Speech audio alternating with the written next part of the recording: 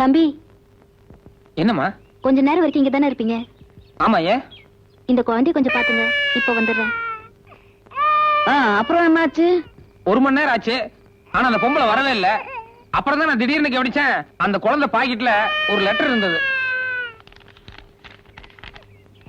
சிரமத்திற்கு மன்னிக்கவும், வறுமை காரணமாக குழந்தையை பிரிகிறேன். ஐயோ, குழந்தையை ஒரு காப்பகத்தில் சேர்த்து விடவும். நான் இனி உயிர் வாழப் போவதில்லை. சற்று நேரத்தில் சாக போகும் முத்துலட்சுமி. ஐயோ, கரெக்ட் பாட்டி. உன்ன மாதிரியே தான் நானும் பதறி போய் பக்கத்துல ரயில்வே ட்ராக், கூவநதி எல்லா இடத்துலயும் தேடி பார்த்தேன். ஆனா எங்கேயுமே அந்த பொம்பளை கிடைக்கல. இந்நேரத்துக்கு மேல நான் குழந்தை எங்க விட்டு வர்றது?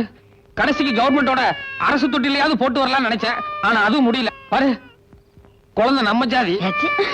பாட்டி, இன்னைக்கு ஒரு ராத்திரிக்கு மட்டும் குழந்தை நம்ம வீட்டுல படுக்க வச்சுக்குவோம். காலைல எந்திரிச்சதும் முதல் வேலையா ஏதாவது ஒரு அனாதை இல்லத்துல கொண்டு போய் குழந்தைய விட்டு வந்துடுறேன். ஆமா, இவர் பெரிய ஆம்பளை அண்ணன் தரசா காரணியோட தூக்கிட்டு வந்துட்டார். வேணா வாசல்ல படுக்க வச்சுக்கோ. நீங்க வாங்க. பாட்டி, ஒரே பனியா இருக்குது.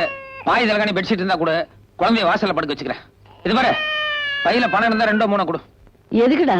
இல்ல, வறுமையினால அந்த அம்மா தற்கொலைக்காக போனாங்க. அவங்க கிட்ட பால் இருந்ததோ இல்லையோ, இவன் எத்தனை மணிக்கு குடிச்சானோ என்னவோ, கடைசிக்கு ஒரு பால்ட்டியாவது வாங்கி கொடுத்துறேன். அப்பனுக்கே அரக்கோமனும் இடிச்சு போத்துடா மகனே நானா. இந்தா வருதுடா வருது.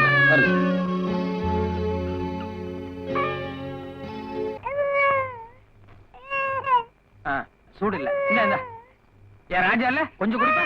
குடி குடி குடி குடி. டேய் சாமி, நான் ஏற்கனவே சோதனையில் இருக்கேன்டா, நீ வேற என்ன சோதிக்காத. டேய், இப்ப நீ அழகிய நிறுத்தல, நான் என்ன பண்ணுவேன்னு எனக்கே தெரியாது. பாக்கலாமாடா?